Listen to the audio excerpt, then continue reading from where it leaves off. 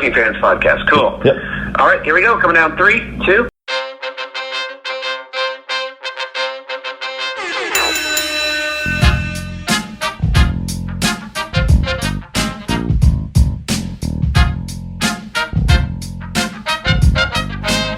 Welcome back for another week of the Working Fans Podcast. This is AJ. I'm the former wrestler. We've got Dave, the ultimate fan, here with us as we do every week. Our producer Joe likes to make us sound good and makes us look way more professional than we actually are. As always, you can find us on Twitter, that's @FansWorking, Facebook, Working Fans Pod. We've got email where you can reach out to us and please contact us to let us know what you think of the podcast and for any ideas that you might have. That's workingfanswrestlingpod@gmail.com. We're on Instagram where you can keep up with us at workingfanswrestling_pod. And then you can now listen to us on all major platforms, including Anchor.fm. We're on Google Podcasts, Spotify, Breaker, Overcast, Pocket Casts, Radio Public, Apple Podcasts, and you can actually check us out on YouTube. Now, it's important when you go onto the Apple Podcasts and YouTube, hit that subscribe button, give us a rating, let us know what you think so you can help us out and we can continue to do what we love and bring you guys in as fans. This is the man of steel, Mike Verna, and you are listening to the Working Fans Podcast, a hell of a podcast, everything wrestling, everything life. Do yourself a favor, check this out. Ladies and gentlemen, this is Dave and Joe with the Working Fans Podcast, and today we have up-and-coming wrestler, up-and-coming actor. This guy keeps very busy. Mike Verna, the Superman. Mike, how you doing? Oh, man. I'm doing very, very good. Thank you guys for having me. I've been pretty excited once we locked this in. So I'm definitely very, very happy to be a part of this right now. What's going on with you guys? Oh, not much. Mike, I was saying, you're super busy. Like when I was doing my research on you, you're actually going to an independent show right now. And you're still doing this. So we appreciate that too, first off. No problem. No, like I said, I appreciate you guys for doing this because right now on the GPS it says I got 2 hours and 3 minutes of pure red. So this is beautiful. We'll kick off with a basic one. Your earliest memories of pro wrestling. Did you grow up a big fan? What was the start with pro wrestling? Definitely. So I don't want to sound redundant because I'm sure every single interview you've heard pretty much will probably be the same thing. But for me, when I was a kid, I had two real deal passions, two things that I was obsessed with. One was baseball and one was pro wrestling. Now, when you're a young kid, especially a guy or whatever it may be, you're very exposed to sports as a child. Whether you're playing flag football, you're playing soccer, you're playing t-ball, all that stuff. So I started playing baseball at 3 years old. So, it kind of was just something that I was put in by my parents, and I didn't know that I would actually love it, but I ended up loving it. So I kind of played that all the way through high school. And what I'll get to with the next point about stopping at high school, well, that's where wrestling came into. As a kid, you really never have the opportunity to ever be like a wrestler or know that there's a wrestling school or how you actually get involved in wrestling. Hold on one second. A kid is youth players try. Speaking of sports, a youth player is asking for a donation outside my car. Not a problem. There you go, boys. Good luck. All right. There you go. They're going to Florida. Okay. I thought you were going to pull a heel move on there and be like, get out of here, kids. That's good. Yeah, there goes my career right there. Yeah, with the so you never really never had a chance to do any kind of wrestling as a kid. You never really had the idea. You would know about it, you watch about it, you love it, but you never really thought that you could do it. I had no idea as a kid that you could actually grow up and there would be steps and there would be schools and training academies where you can actually, train to be a professional wrestler. So as I got a little bit older and, I was in the prime of my playing career, I was captain of the baseball team in high school. I had several, I knew I was staying home for college. So that's the first point I'm going to make here. I knew I was staying home no matter what. I just didn't want to go away. Yeah, do I regret it now that I'm an adult and I had to go away to school? Yeah, but I had plenty of friends out there. So I visited them. I did my party, got my fix with that. But I knew I was staying home. So every single school that had feelers out for me were all local New York-based, city-wise or Long Island. So I sat there and I said, okay, I got some good choices to play ball. But what happened is at that particular time, I started getting back into wrestling. So when you're a kid, you always go through out of your phase. So not to get too off topic about your question, I got into it as a kid, there's no doubt about that. But to get into how I got into wrestling, you get that in and out phase. You start maybe early high school, this is fake, you don't want to do it, you're embarrassed, all this stuff. But you never really lose touch of liking it, enjoying it. You're always a fan deep down, but you're not as public about it anymore. As I finished high school, wrestling started getting that boom again. It wasn't really in the position it is now, but it started kind of getting cool around the 18-year-old guys that I was friends with in the early 21s. You go to the bar, and all of a sudden you have a wrestling reference, and someone's wearing like an NWO shirt, and then there's that low-key excitement. You kind of get giddy, like, oh, and all of a sudden you find yourself at a bar, drunk, talking about, the Attitude Era. 100%. People that you just met. You know what I'm saying? Oh, yeah. That started kind of getting into my lifestyle again. When I started liking it, I started realizing, why did I stop liking it? So when I had the chance then, I was like 18, 19 years old, and I did my first run of workouts with the team that I selected, which was College of Staten Island. And it's a D2 program now, and I got going, and I said to myself, I was like, you know what? I really don't know, and this pains me to say, because I'm sure we'll get into it, but I'm a college baseball coach now. So I try not to tell this story to my players themselves, unless they really need a heart-to-heart and let them know where their life is going. But I knew deep down, I said, you know what, I just don't think I want to play anymore. And like I said, it pains me now to talk about it because of how much I love baseball and how it's become more of my passion than wrestling, only because wrestling is my career. So I had the chance for baseball to be my passion. So when I had that like ultimatum with myself, I said, okay, I think I want to actually go pursue this wrestling thing. And it was at that particular time where Zack Ryder started doing his YouTube show, C2 Long Island Story. And it was very, very popular, and it was super cool. And the Big O, who was actually my first tag partner, was highly showcased on it. And it was just all those little mini montages and everything like that. And then I found out that NYWC out in Deer Park, Long Island, was only about an hour away from my house. And now all of a sudden, I opened up Pandora's box and saying, holy shit, I can do this thing that I always wanted to do, and now I have a chance to do it. So that was really really long story of how I got into wrestling.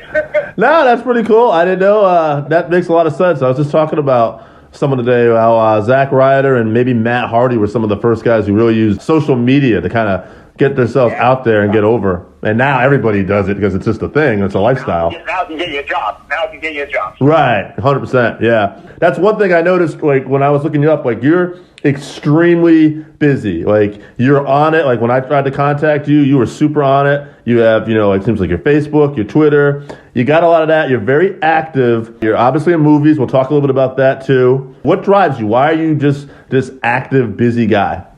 Well, that's honestly a great question, and I fight that battle with myself every day because I sit there and I've never realized how important and how valuable a day off is until I started living this lifestyle. But honestly, I never wanted to settle for anything less than what I wanted to do, and that's not enough. Like, my brother's a police officer, my cousin is a firefighter, my nephew's a police officer, my friends are court officers, nurses, teachers.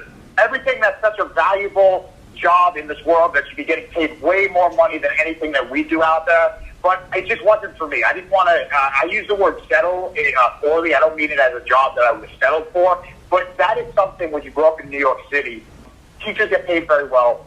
And the public service men and women, it's not that they get paid well, but they have a very comfortable living situation once you get on the job. So what happens with a lot of the people around me is once they graduate college, if they graduate college, or once they graduate high school and they kind of start taking these tests in the city, they kind of just get complacent with, like, all right, this is what I'm going to do. I'm going to have a great life. I'm going to have a wife, a kid, a husband, and all this stuff is going to be, simple yet stable. I never had that mindset whatsoever. Like, even when I went to school, I went for media studies and communications and network television stuff. So I went to school for something that is a risky job, but it's something that I rather would have done something I'm passionate about rather than, like I said, settling, even though I think that's a poor word choice for it. I just didn't want to do that. So I sat there and I said, I can't live that basic lifestyle. One of my acting coaches, not to jump forward, is Chaz Palminteri from the Bronxdale, Analyze This. He's a legend. Obviously, he came up with the quote that said, "Thing in life is wasted talent." And every time I drive, and every time I live, it's in my wallet. He gave us this card. On that card, it says the quote that said, "Thing in life is wasted talent," and it's signed by him.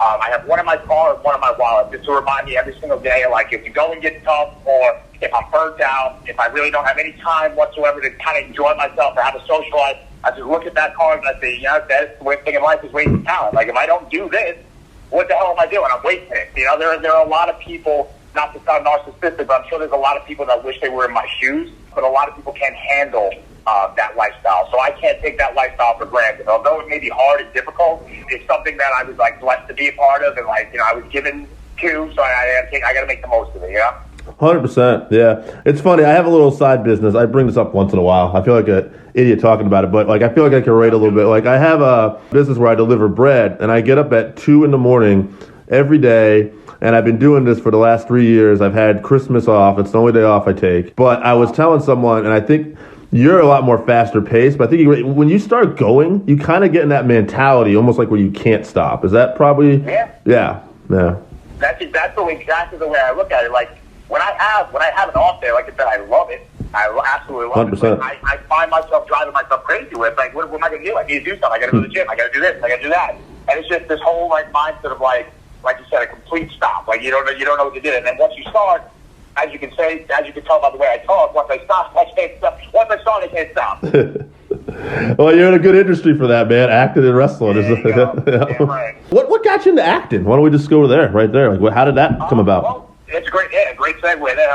Well, honestly, wrestling. Pro wrestling is what got me into acting. When I was a kid, I always, when you have a big family, a couple of Italian households, we have a lot of family members, a lot of cousins, a lot of nieces and nephews, and all that stuff within the same age range. When you're a kid, you kind of just grab the old camcorder and you start making like movies, like little narratives that you think you're going to win an Oscar, but they're really like 4 minutes long and they're the shittiest things you've ever seen. But I had a lot of those. You know what I'm saying? Oh yeah. A lot of these, Mike Verna videos that had a lot of great ideas in the heart of it, but they weren't very good. Yeah. So I always enjoyed like filmmaking and like acting and always kind of like performing. But like I said before, I was always an athlete, so I never really had a chance to kind of do it. And honestly, not to sound hypocritical, when I was a kid, I had zero interest in actually doing it because it was a different time in the 90s. You know what I'm saying? Guys played sports, girls went to dance and did all the kind of like, we started. I know it sounds a little crazy, but that was the 90s. Deal with it. It's through this, people. It's a different world now, but in the 90s, it was, men did boy things, girls did girl things. Thankfully now it's obviously everyone can do whatever the hell they want, and that's a great thing. But at the time, it wasn't something that I thought about pursuing. It just wasn't something that I was truly interested in pursuing, but I didn't always enjoy it. And then high school came along, and there was this thing in high school called Sing. And it basically was a competition where 2 grades went against the other 2 grades, in my case, did creative production. The costumes, they made music, they did it. It was the first grade, kind of thing. Did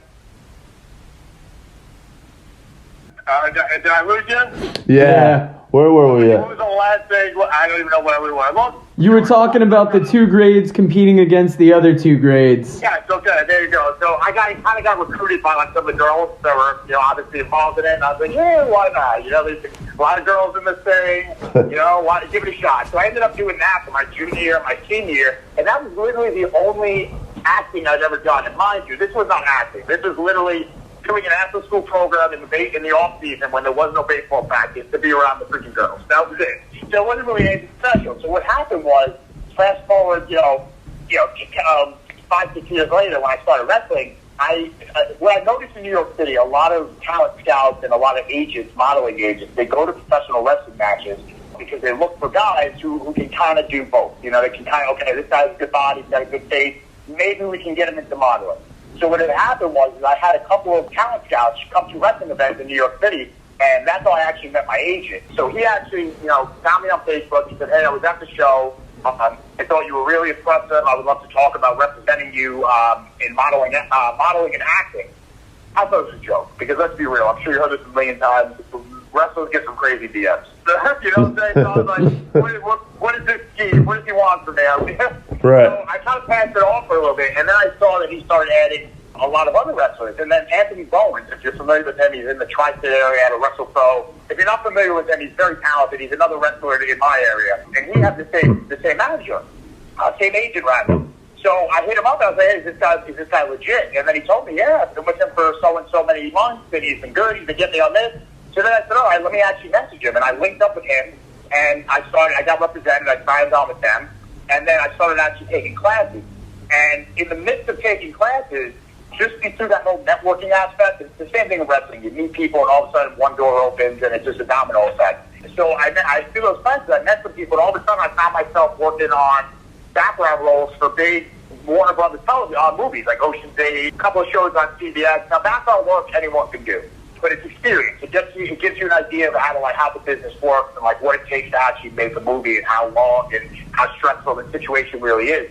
But from that, again, you network, and all of a sudden I'm getting phone calls now say, hey, we have an independent movie called Bare Knuckle Brawler. We need guys that are in shape, that know how to fight, know how to stunt fight. As a pro wrestler, you kind of automatically know how to stunt fight. So I landed some gigs doing that, and then I got my union card. And then once you get your union card, all of a sudden your stock goes up a little bit. Then you get represented by a manager. Now you get an agent and a manager, and all of a sudden you just start getting roles and auditions. So one went to another with the acting world, but how I got into it was just a crapshoot, complete luckiness. Someone seeing me, someone saying I could do it or I should do it, and then taking some classes and realizing that acting is not that much different than wrestling. You know what I'm saying? Like, it's basically the same thing. You know, it's funny, you grew up in New York, and first time I ever went to New York, I was just trying to, like, date this girl at the time, and she wanted to go to New York. And I said, yeah, I'll drive to New York, and thinking it was going to be the traffic was going to be like Boston and Providence, and not realizing, oh, this is a completely different animal. And oh my God. Yeah, and so that's kind of where I'm going. It's like New York is an interesting place to live. It's super busy. What was it like growing up in New York, and do you think that, you know, kind of helped you being able to be the busy guy you are? I think you just hit it right on the head. Like, it's funny now because as I get older, I'm 28 now, and I know I'm not old.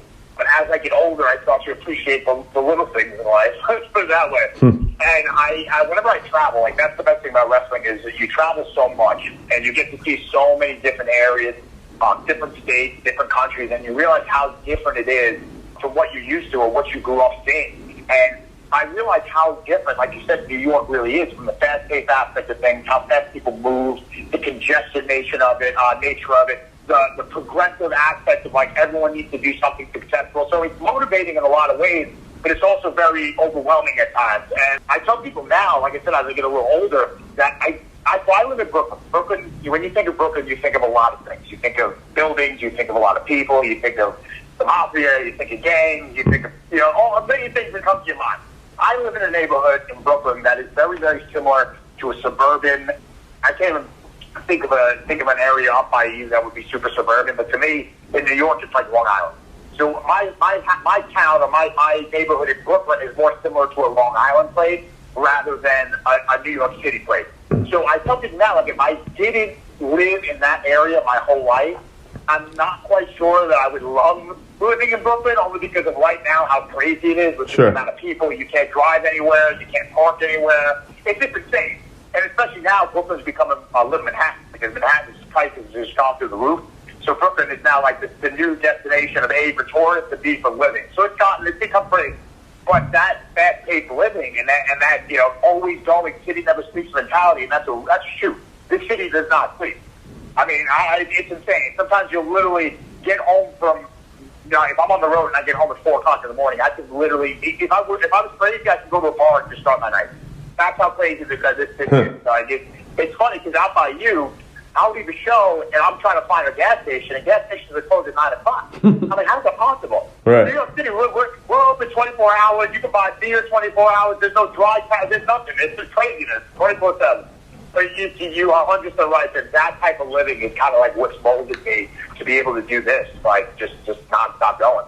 Your nickname, Superman, obviously, you know, you're in roles. Is that something, like, are you a big comic book fan too? Like, how did that come about? That's great. That's a great question too. So the Man of Steel name, I'll tell you how that came. To answer your first question, growing up, did I like comic books? Yes. Was I a comic book fanatic? No. So I wasn't big in collecting comics. I didn't read them often. I loved the movies growing up. I was a huge Batman and Robin fan. I loved the Superman movies, all that stuff growing up. I mean, we were the Tim Burton Batman era. So we had Batman Forever, Batman Returns, Batman the first one with Jack Nicholson, and then it got crazy with Batman and Robin and all that other stuff. But that was the movies I grew up watching. So I always loved superheroes. Like, no doubt about it. Believe it or not, at that time I was a bigger Batman fan than Superman. No doubt about that. But I wasn't a huge fanatic as I got out of those early childhood stages. How I got the name was after NYWC. I actually had to stop for a little bit for training there because I at the time had gotten a really good promotion at work. So when you're like 18 years old, and the minimum wage in New York right now is 15, but at the time it was 7.50 when I was that age. So I got offered a job at 18, making $13 an hour as a manager of a G&T store. So I saw fucking stars at that point. So I was like, all right, let me do this. So obviously the responsibilities got a little bit more intense, and I couldn't train as often as I would. So I had like a 6-month hiatus from NYWC. to make my life a little bit easier, I met someone who worked worked at the gym I train here at Harvard Fitness in Brooklyn, New York. He's a wrestler. He doesn't work as actively now because he's getting married and stuff like that, but his name is Talent. Great wrestler, very, very underrated. Needs to get out there. But long story short, he was a wrestler. So through him, I found out that he was training with Joel Maximo at the FJC over at Park Slope, Brooklyn, which is, like I said, about a 15, 20-minute drive away from me. And their hours were a lot more open than NYWC. So I said, oh, crap, this is my chance to kind of get back in the ring. So it was kind of meant to be to go back there. So once I started training with him and I was getting ready to debut, I just didn't have a name. I could not come up with something. Like, Joel was coming up with ideas like Ethan Chase, Ethan Fox. I don't know why they're going to call me Ethan, but Ethan Fox, and Mike Chase. Then he said Mike Benoit because I looked like Chris Benoit. That would have really skyrocketed my career, let me tell you. Yeah, that'd be good for you. No that. So we were just sitting there thinking, and I told him, I said, no matter what, I want to keep my name Mike. I said, I don't feel like I would be able to emotionally connect to a different name. Like, it's not my style. What's different in wrestling and movies is you can play a character and that's that. But in wrestling, it's kind of like a sport. You're that everyday person. So I just wasn't fully comfortable with a name change other than Mike. So I said, let's stick with Mike and let's try to come up with a way to cut my last name down or something. So I was kind of leaning towards Verna because I knew when I was playing baseball, that's what they used to call me. They used to Verna. When I was up, it was always Verna or Vern or something like that. So I was like, let's just go with Verna. So it's Mike Verna. And now what's the moniker? Because every wrestler needs something. You can't just be Jon Snow or John Smith and expect to be, a star. So I sat there and I thought I couldn't come up with something. So one summer day, I'm training, sweaty as hell. My beard is very trimmed and short, so it didn't really look full. And my hair, because of the sweat, is starting to make that Superman curl naturally. On top of that, I'm wearing a Superman tank top. So I'm working out, and the ring is, and the training session's over. I'm getting ready to leave, and Joel looks at me and he goes, "You look like Superman." And I said, "Okay." He said, "No, you look like Superman." And I was like, "Okay, where we go?" He's like, "The Man of Steel. That's your name." And then right then and there, I said, "That's my fucking name." I was immediately able to kind of connect to it. And what I love about it, and I don't want to jump too far to like my wrestling career now, but what I love about it is one of the biggest praises I get about my character or my performance is that as soon as my music hits, you hear the opening chords for the Superman. It's a metal version of the Superman. So you hear the and right away, I heard verbatim from a fan where they said, when we hear it, originally you kind of roll your eyes because you say every single wrestler, they'll have the S and they'll make their own logo out of it, or they'll call themselves Superman, or they'll have the gear. It's a basic thing. Everyone has a Superman tattoo. So you hear it and you kind of roll your eyes. But as soon as I walked through the curtain, I'll never forget it. The fan said that I said, "I got it." And he said, once I saw it, he's like, I could not take my eyes off it. He's like, as a comic book fan, as a Superman fan, I saw it, I believed it. I saw how you wrestle with the high flying and strength and coming from behind. If I'm a baby face and I'm getting my ass whooped and then I come down, it's like they got it. And that's one of the biggest praises I get is that in a world where everybody wants to be a cool heel or a successful heel, I'm a baby face that can basically cater to all demographics. So that Superman name, that Man of Steel name, like I look back at it. Is there times that I look at it and say, it's so cheesy, it's Superman? I look at it, there are times where you kind of get bored. You're like, how far can I go with this thing? How much can I stretch it before I kind of corner myself? But then I realize how don't fix what's not broken.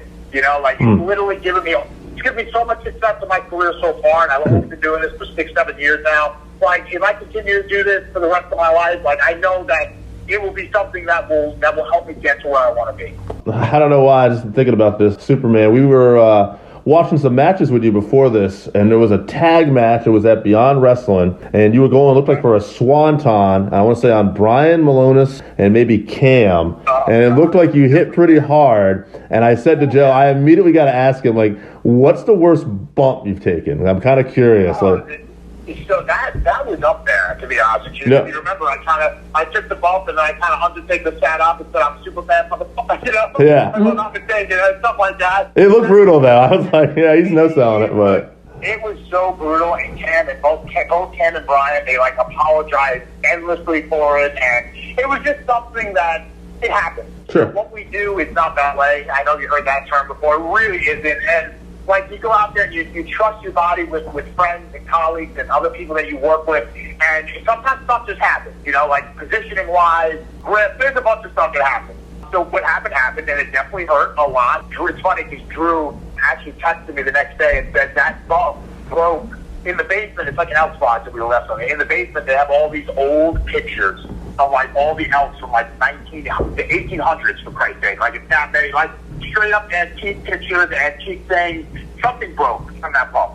So the people weren't very happy.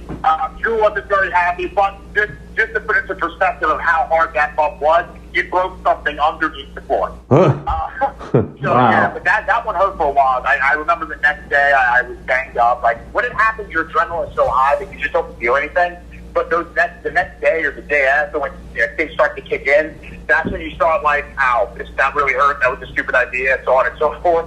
That one hurt. Another match I had with NEW, we were in Holyoke, Massachusetts, and I was wrestling the Wrecking Ball. And this was kind of like a spot show and a spot match. We had like a long weekend, like we were in all these big venues, and then we just had this random Sunday show, and it was just kind of like, let's just go out there, 6 matches, and let's just go home. We had a long loop, like we're ready to do it. So it's me versus Wrecking Ball, and Wrecking Ball and I have great matches. Like we have good chemistry. You know, Wrecking Ball is not the easiest person to work with because he's so big. So as an opponent, you kind of find yourself limited from a standpoint of moves and what you can get to him, so on and all that. But we have great chemistry, and we're not afraid to hit each other. We really lay each other in. So we were having one of these matches where we're just going back and forth, and it started a little bit slow, but then we got to a moment where we just started striking the shit out of each other, and they were loud, and the crowd was just getting louder and louder and louder, and they were just starting to spark out. So we're getting hyped. We're excited now. Now we're ready to go, because that's the one thing as a wrestler, if the crowd is not there, and there are some shows where the fans are just, they're like Japanese fans. They like to sit, they like to watch, they don't make noise. But when there's no noise, and there's no cheering, or there's no booing, or there's no investment, and don't get me wrong, part of that's on us. But if there isn't any of that, it drains you from a performance standpoint. You get winded quicker, you get out of the zone, you're not in the element. So at this particular match, they were loud, they were pumped. So we're getting more pumped, and we're getting more excited. So we're outside fight now, and he throws me into the front row. So I fell down for a little bit, and I start getting up, and I say, suplex me back in. And we just did this on fire. He's like, on what? I said, on the floor. So I just made him suplex me in onto the floor, and I landed on my hip and my lower back. And so, yeah. And like for about a week and a half, I could not walk. I literally was like shot. Like that was something that killed me. I mean, it was on me. It's not a Wrecking Ball. It was my call. Yeah, I just landed wrong. Like sometimes you have these moments where you just don't flat back, and you land on the side, you land on something weird, and it happens. Like I said, it was the business what we signed up for. So that hurt. And then the last thing was my only true knockout in my entire life. Like I've never been knocked out in a fight. I've never been knocked out cold playing sports.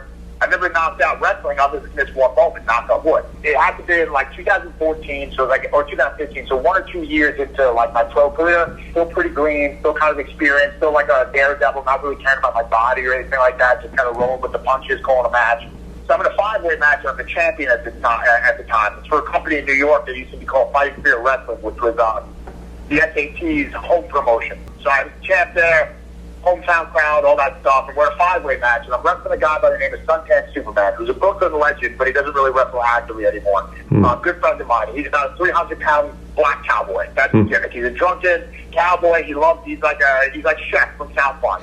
He's a lovable guy. He's great. One of his signature moves was a moonsault. So he would always hit it. I would always miss it. It would always be the high spot. He climbs up. He does the moonsault. He misses. He eats the bump, and he goes into something else. So this time he goes, you know, Verna, I trust you. Let's make this a good match. I'm like, okay, let's make it a good match. Like, I'm going to hit the moonsault. So right there and now, I'm like, oh, shit. Like, wait, what? Yeah. I want to hit the moonsault. So I'm like, all right, 2 years in, who cares? Hit me with the moonsault. So I'm sitting there, we're calling up at Sunday. 2 things are going to happen. Either I'm going to break my nose or I'm going to break my ribs. And he said, don't worry, I landed you fine. We get to the spot in the match. He hits the moonsault. There's a video of it up on YouTube somewhere. It's very deep because the company tried to get rid of it because it's really hard to watch afterwards. But he lands knee first on my head. I'm out like a light. I could not finish the match. People are trying to pick up my dead body, trying to get to the next spot. Eventually, I regained consciousness. I don't remember how. I don't remember what I did, but I hit someone with something because I was a champ. I couldn't lose. Normally, you just roll out and wake up whenever you wake up, but I couldn't lose. So I had to just eventually snap out of it and do something, and that was it. But that was a pretty scary moment. Yeah. That's what a concussion felt like. Sometimes what's crazy is people always ask, oh, what does this feel like? What does that feel like? Sometimes as a performer, you don't know what those things feel like until it happens to you. You know, God forbid you break your leg. God forbid you do something crazy. Like, I've never been concussed up until that. So I always think, oh, a concussion, how bad could it be? I was knocked out. You know what I'm saying? I was out cold. Yeah. I remember things. And the funny thing on top of that is as soon as that match was over, I was supposed to have a promo with Brodus Clay in the ring. I don't know what I said to him. I don't remember what I did to him. All I know is that at the end of the show, he gave me a wink, like, okay, you did a good job. Because he knew I was gone. Wow. Oh my God. Yeah, that's why I always tell people that don't like wrestling or know wrestling. They're like, oh, is that fake stuff? I'm like, let's go with predetermined, because these guys are getting hurt. And sometimes that predetermined thing, I'm sure as you can tell, not everything works out the way it should be. When I tell people it, especially in the movie business, like when they talk about just a lot of people in the movie business, they're very intrigued about me being a wrestler. It kind of helped both of my careers. Like, it helps wrestling because I'm not just this wrestler bubble guy, and it helps with acting is it's like, oh, he has another skill. So it kind of balances itself out. And when I tell people in Hollywood, it's like imagine not having a stunt person and having to do all your stunts, no matter how bad they are. And as soon as I say that, they're like, oh shit, you know? So it's like people get it, but it's hard for them originally to understand, like, this is not easy, you know? Like, this really isn't something that is made for everybody, like, you know? Yeah. Yeah, it's like improv / stuntman / it's just 100%. That's what's funny. Is like I literally tell people, like, you don't realize the similarities in various acting and wrestling. You know, I mean, one is much more of a sport. Don't get me wrong, I still call professional wrestling a sport because it's that. You need to be an athlete to do this. I mean, there are people that can get away with being a really good entertainer, but when push comes to shove, you got to perform athletically. But in regard to the entertainment side of it, I mean, it's hand in hand with Hollywood. Yeah, and I think I heard Ric Flair or someone say before that the guys that are going to make the most money are the guys that can talk and work. So, I mean... Exactly. That's exactly it. That's spot on point. So let's get into some of the wrestling. I've seen you around Beyond, XWA. What are some of the companies you've worked for? I'm a regular in Chikara. I'm a regular in Beyond. I'm a regular in XWA, Chaotic, Northeast Wrestling.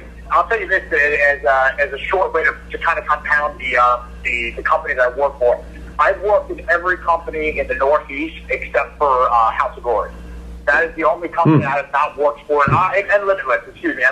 Limitless and House of Glory are the only two companies, I guess, with Disney credentials. You know, obviously that's opinionated, but to the fans, every company that is very popular with the independent wrestling fan base, I've been honored and privileged to work for, except for those two companies. But regularly, when it comes to some of the more top companies, Chaotic has become a second home. Northeast Wrestling has become a second home. XWA, unfortunately, they don't run as much as they used to on Saturdays, and I can't make every Thursday night because of this busy schedule. But they're always been great to me. I love working there. Chikara has been part of that for the last 4 years. I've done stints with Evolve. I'm not, you know what I mean? You have to be a contract to be with Evolve, so I'm not with them consistently. But I've worked for Evolve. Like I said, I've been pretty lucky to work with a lot of top companies, and I plan on expanding that. You know, if I can fit into my schedule and I can get out of the Northeast, that would make me nothing would make me happier, because I love going to California, A for acting and B for wrestling. I mean, there's bar wrestling out there. There's PWG, of course. I've never worked at PWG, but I've worked for bar wrestling. I love it. I love working for Championship Wrestling from Hollywood with Dave Marquez and the NWA. Professionally run stuff. There's just so many hidden gems when it comes to companies outside of the hotbed of New England, New York, Philly, Jersey, that a lot of people just don't know about, because I'm lucky and I'm honored to live in a pro wrestling hotbed. But just the best companies tend to run, arguably the best companies tend to run. So I really never felt like it was necessary to leave the Northeast to kind of do more traveling, because I was able to make a name for myself in my backyard. Now, did you had a spot with NXT? Did that happen? And I did. Yeah, and how did that come about? Yeah, cool. So I had my first trial. So I started back in 2013, like I said, and I was very blessed to kind of get onto WWE's radar 9 months into the business. So I started October 2013, and I believe it was August. It was SummerSlam weekend, so it was August 2014. I had my first stint with WWE as an extra, and I did back in the day. Just to give you a quick rundown of how it works. William Regal, this is right when NXT was just beginning, 2014, where it was kind of just starting to find its roots of what it is. And Regal was coming on the road with TV every single week to kind of recruit possible signees to extra work. So he would kind of be with us for like 3 days, and we have like a seminar the first day, and he just talked to us about what it takes, blah, blah, blah. And then the next day, we'd start getting into badges and promos, where he would kind of really dissect you and tell you exactly what they want and what they're all about. So through that, I kind of got WWE's radar very early on. So at that time, I was only 23, and something that stuck with me that makes a lot more sense now was William Regal looked at me and he said, you have everything we want. You have the look, you have the presence, you have the in-ring ability, you can talk, you have a cultural background with Italy that helps you market globally and internationally, and you have head on your shoulders. He said, but the only problem is you're 23. He's like, you're not experienced yet. There's so much that you would have to experience in the world of pro wrestling that you wouldn't get to experience if we signed you to NXT, where you would just sit there at the Performance Center and train and get better, but not have the experience of what it takes to be a pro wrestler. And at that time, at 23, that's when I said, 23. I mean, if I was still playing baseball, and I wasn't signed to a major league team, I'd be at the end of my career. You know, he's like 23, telling me I'm too young. Like, I was kind of mind-boggled by that, but it makes so much more sense now because at 23, if I was signed to NXT, I would have never made it. I was nowhere near ready to go down to Florida and live that life. But to retrospect, that timeline, 2014 was that gig. I did a lot more extra work with them over the next 2 years, and I finally got my tryout in 2017. Tryout went really good, and it kind of ended up being the same situation with age. I was 25 at the time, and they kind of just wanted me to. I got just to tell you, break the fourth wall a little bit. There was one person that didn't want to take me just then. I can't tell you who it is, but there was one person that didn't want to take me just then. They wanted me to go out there and get a little bit more, but I was very, very close at the time of getting signed based on what I was told by the coaches and based on people that I network with and that I'm connected with that actually have an inside scoop. I trained at the Franco's gym. Yeah, so I got my rundown through that, and I was very, very close to getting signed at the time. Again, I'm very happy I did it, because even at 25, I wasn't fully ready. I just know I wasn't fully ready physically, mentally, and even in the ring. So then, obviously, stay in the loop. 2017, then 2018 rolls around. I get a call from Brian Katz, who's one of the producers down at NXT, and he handles the extras who would come in and people that they want to take a look at and all that stuff.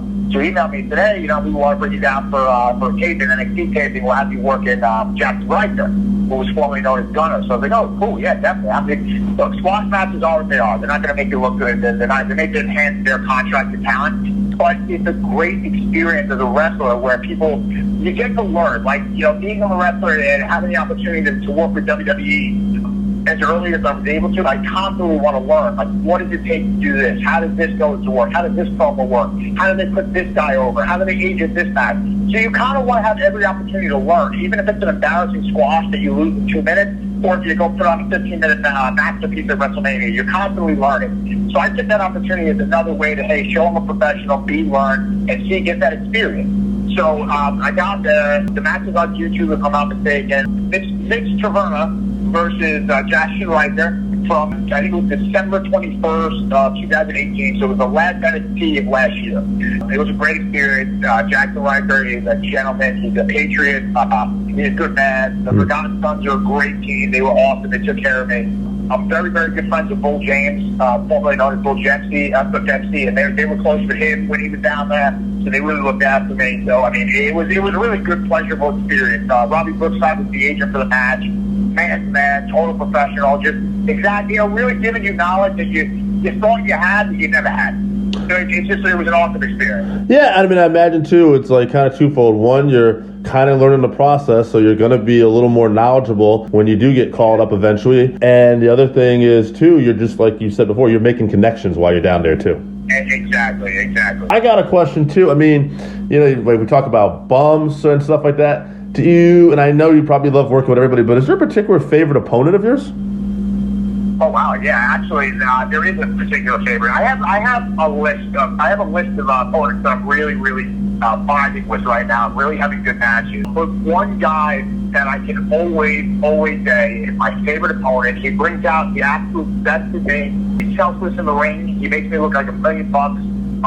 We just vibe. We have great chemistry. We're really good friends, so that helps on top of things. That's JC Dunn. He, to me, I can go out there tomorrow, literally 2 minutes before we go out there to have a match, and we will give you a 5-star match, just like that, because we have that good chemistry. Another guy that I have amazing chemistry with that I love working is Christian Casanova, who's kind of on his way up now up that ladder. He's another guy that will literally, the term of making you look good, I'm sure you've heard that as podcast guys a lot.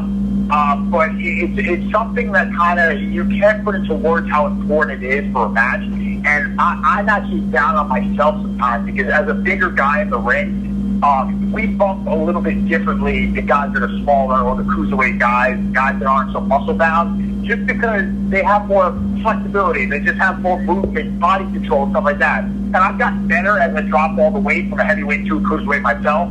I've gotten better at doing it. But when a guy is able to kind of contort their body and just control their movements when they take a bump, that makes the other guy look like they literally turned your world inside out. That does so much for wrestling. Like, as fans, I know they pop to two things. They pop to a crazy bump or a flip bump or something like that, or they pop to a loud strike. Those are two things that will always get a reaction. And when you wrestle a guy or a girl that can bump for you that way, and they can do it so selflessly, and they can do it so beneficially for you, I mean, that's a testament to them. Like, they're going above and beyond to their body to make you look good. And JT and Christian, I mean, like I just said, I have a laundry list of guys that I have great matches with, but I've never had a bad match with either of them. I wanted to ask you this before, we got a little away from it, but I noticed too, like with the acting, you had a producer credit on your list. How did that come about? So one of the biggest projects I've been, and I was told to plug this today, so thank you for that. Oh, no problem. We did it. One of the biggest projects that I've been on so far is it's a pilot series called Mob Mentality. Growing up, it's still to this day, that is my favorite genre of movies. I'm kind of a mafia buff. Like, I love the genre. I love that lifestyle. Like, I mean, obviously, you know what I mean? I got you, but. You know what I'm saying? I love everything about it other than the bad shit. But it's kind of a dream role. So I kind of got into it luckily because early on in your career, before you kind of have representation that really pushes for you, you kind of have to look for jobs yourself through like casting websites and stuff like that. So this is a needle in a haystack here, a total diamond in the rough. Like these projects don't show up on these casting sites because these are projects that your manager and your agent is supposed to get you because they're valuable. They're pilot series. When you make a pilot, I mean, it's like you're a creator wrestler. You know, you're creating the ultimate wrestler to go headline WrestleMania. It's the same thing with a pilot series. You have the ability to make that creator wrestler to be the next star. So I saw this genre and I said, oh, I got to audition for this. So I auditioned for it, I got the role, and basically the series started as it being a sizzle reel. Are you guys familiar with a sizzle reel? Yeah. Yes. So it started as a sizzle reel, which is only going to be a 2-day shoot, about a 5-minute trailer that we had pitched at networks. That sizzle reel turned into a short film. Huh. That short film turned into a mini-series. That mini-series turned into a 30-minute episodic, 10-episode thing. Then it turned into a holy shit, this stuff is good. Networks want it. We have to make it a full hour-long pilot. So, long story short with that, I've been a part of the project since 2017. It's now 2019. So I've been with the project for 2 years. We just finished the first 2 episodes. And the only reason why we finished the first 2 episodes now is because the project evolved so much. We sold it to investors. We were able to get money behind it, some big money to really create something that's really, really amazing. Some producers are interested in it. Networks are interested in it. So I'm really, really lucky to be a part of this project. Just to give you a plug here, December 18th, that's a Wednesday at the SVA Theater in Chelsea, Manhattan. The one-night only premiere of Mob Mentality, the pilot episode, will be that night. There is a ticket fee. It's $50 right now on the website, mobmentalitytickets.com. It's open bar. It's a red carpet event. A lot of media, a lot of producers. Really, really massive event. It's the only time anyone who's interested in the show can see it now before we go into the television process of selling it. That could be 6 months, that could be a year from now, whatever it may be. It could be tomorrow. You never know. But for the people that always want to see it or were involved or were interested in it, that night is the only time you can actually physically see it until it goes into the vault and it needs to be sold to the people who want to buy it. But back to your original question, being a part of the project for so long, you kind of start becoming invested in it because you know that the light at the end of the tunnel could be potentially a very big light. It could change your life, it could change your career path, it could change everything. So I became very heavily in making this thing work by all means necessary. So what got me in producer credit was I have a lot of connections in Brooklyn. I also have a lot of relationships in Brooklyn and a lot of people that think very highly of me because of wrestling. They kind of see me as like a neighborhood celebrity, which is an honor. You know, you live in a small town of Brooklyn, but for you to be honored like that in your neighborhood, it's a very big deal. It's very important. It humbles me every single day. And at the end of the day, if I'd have never high-fived WrestleMania, never made it big in AEW or any major company, at least I know I made the neighborhood proud. So there you go. It's off the bucket list. So because I was able to kind of get a lot of locations for free, I was able to get to my old high school, which is illegal, but I was able to get the principal to sign off on it, so it's still there.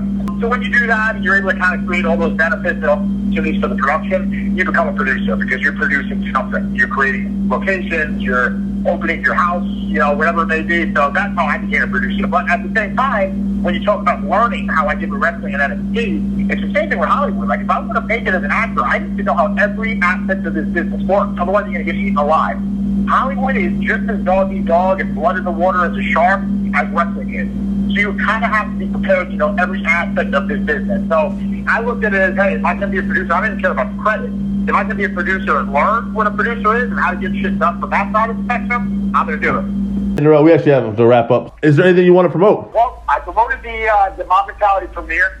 Like I said, I know you guys are in the New England area, so if anyone's listening to this that's closer to New York and wants to see this show that will eventually be on television, I promise you that. It's a great story, has a great cast, has a great creator and writer. Technically, I mean, we tag it as the next great American mob show. That's because we truly believe it is. So if you believe in that, and anyone has interest in my acting career, on December 18th, Wednesday, at the SBA Theater in Chelsea, come to the red carpet premiere, mobmentalitytickets.com. You can check it out. You can take pictures on the red carpet, have a good time, have a couple of drinks.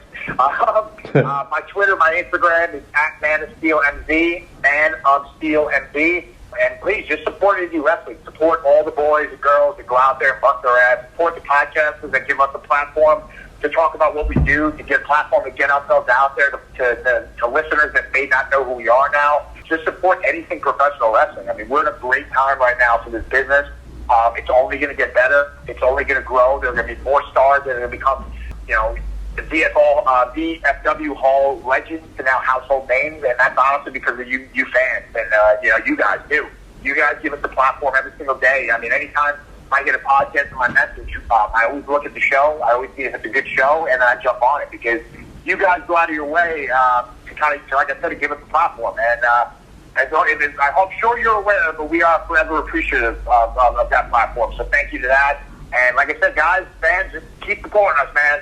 You guys supporting us will help us fulfill our. All right, awesome, Mike. Thank you so much for everything. We really appreciate it. You were great. I wish we could have gone longer, man. Great podcast. So you killed an hour and a half of my ride. I'm almost there. Awesome, man. Thank you very much, Mike. Cool. Please give me a call, give me a message. I'm definitely down to do it. You guys are great. Awesome. Thank you so much, man. Bye.